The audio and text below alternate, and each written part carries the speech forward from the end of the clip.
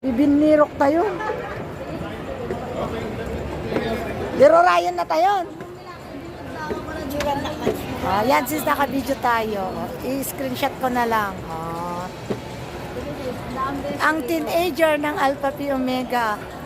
Teenager noong 1970s. Teenager noong 70s.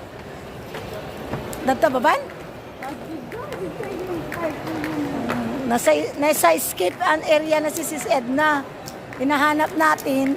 Nauna na pala. Nag-exitan na nga rin, girl. Diba? Glaingon. Nag-elevator sila sis? Opo. Dumaan ko sila dito sa may...